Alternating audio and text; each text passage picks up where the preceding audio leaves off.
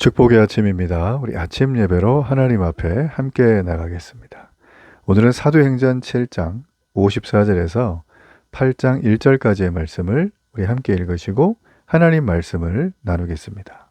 그들이 이 말을 듣고 마음에 찔려 그를 향하여 이를 갈거늘 스데반이 성령 충만하여 하늘을 우러러 주목하여 하나님의 영광과 및 예수께서 하나님 우편에 서신 것을 보고 말하되, 보라, 하늘이 열리고 인자가 하나님 우편에 서신 것을 보노라. 그들이 큰 소리를 지르며 귀를 막고 일제히 그에게 달려들어 성 밖으로 내치고 돌로 칠세. 증인들이 옷을 벗어 사울이라 하는 청년의 발 앞에 두니라. 그들이 돌로 스데반을 치니 스데반이 부르짖어 이르되, 주 예수여, 내 영혼을 받으시옵소서. 무릎을 꿇고 크게 불러 이르되, 주여, 이 죄를 그들에게 돌리지 마옵소서. 이 말을 하고 자니라.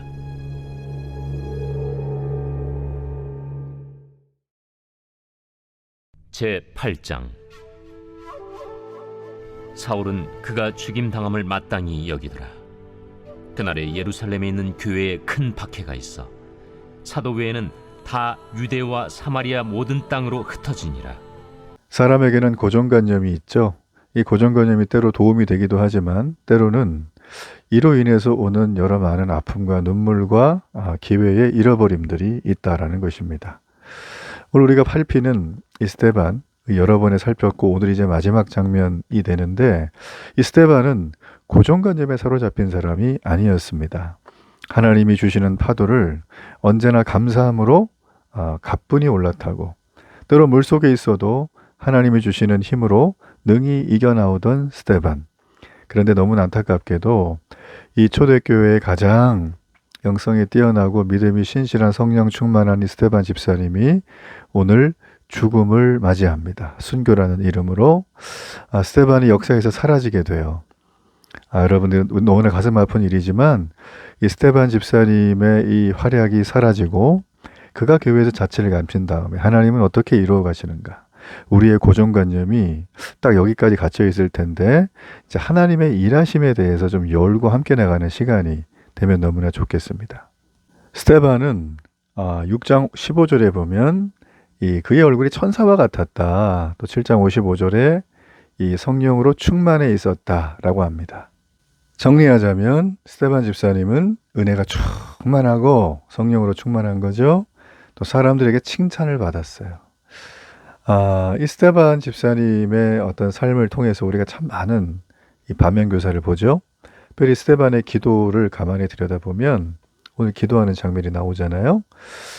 예수님의 모습, 예수님의 기도를 좀 발견하게 돼요. 자, 오늘 이 스데반이 담대하게 복음을 전했어요. 그렇죠? 그랬더니 이들이 지금 나 더 이상 못 듣겠다 하고선 길을 막고 달려듭니다. 그래서 유대인들에 의해서 스데반이 순교를 당하죠. 그 장면은 참 너무나 어째 보면 참 처참했을 거예요. 손 한번 써보지 못하고 눈앞에서 동료를 잃은 당시 초대교회 성도들. 믿음의 많은 사람들이 이걸 보고 실족했을 수도 있을 겁니다.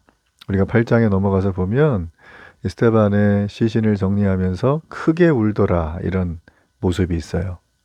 그의 죽음은 너무나 안타깝습니다. 그가 죽어야 될 이유가 하나도 없죠. 여러분, 예수님도 마찬가지였어요. 이 스데반처럼 죽어야 될 이유가 하나도 없으셨습니다. 그런데 죽으셨어요. 오늘 스데반은 자기가 죽음 가운데서도 무릎을 꿇습니다. 그리고 큰 소리로 원망하고 야유하고 죽기 직전에 바라기 아니라 하늘아버지께 기도합니다. 마치 예수님이 자신의 영혼을 하나님께 부탁하듯이 스데반도 내 영혼을 주 예수여 부탁합니다. 맡긴다는 거예요. 죽음 앞에서 이렇게 할 수 있는 사람이 과연 몇 명이나 되겠습니까? 저는 생각해 봐요. 죽음이라는 건 우리에게 반드시 오는 거죠. 우리 인생에 필연적으로 오는 게 바로 죽음이에요. 죽음을 좀 더 연장시키기 위해서 죽기 싫어가지고 여러 많은 기술들이 발전하고 있지만 인류는 출생과 죽음이라고 하는 이 두 가지의 수레바퀴를 절대 인위적으로 어떤 과학기술이 발달해도 할 수가 없다라는 거예요. 자, 이렇게 죽음 앞에 있는 이 스데반. 근데 그는 원망과 분노와 두려움과 공포가 아니라 그는 기도합니다. 어떻게 기도합니까? 자기를 돌려치려고 하는 사람들의 그 죄를 용서해 달라는 거예요.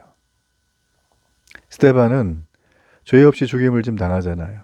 예수님 역시 시기와 모략을 받으시고 죄 없이 죽으셨죠.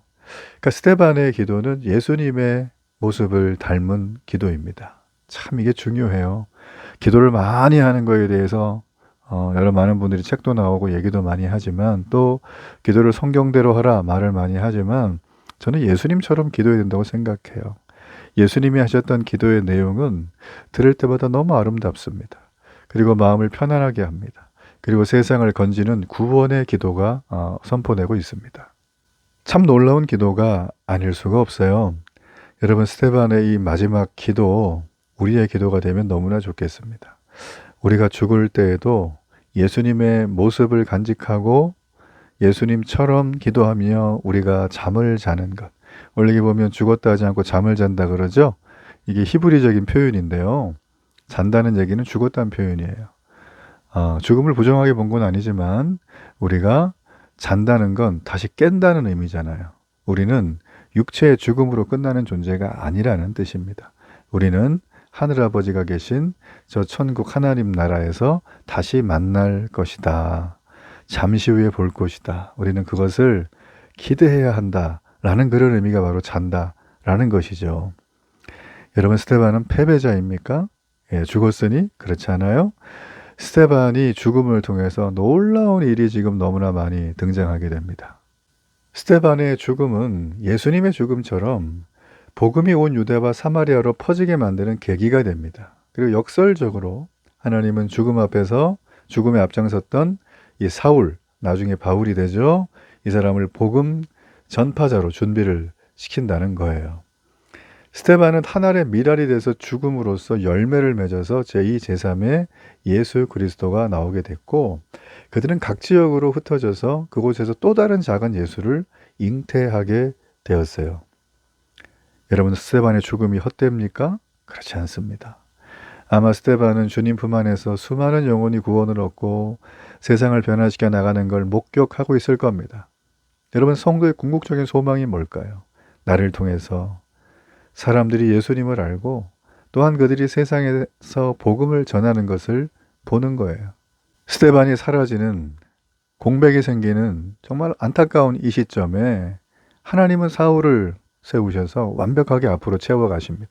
이게 하나님의 반전이죠. 여러분, 우리가 복음을 전할 때 이 반전을 늘 기억해야 돼요. 내가 설령 복음의 열매를 얻지 못한다고 하더라도 여러분, 그러나 우리는 이 복음을 전하는 삶을 살아가야 된다는 것입니다.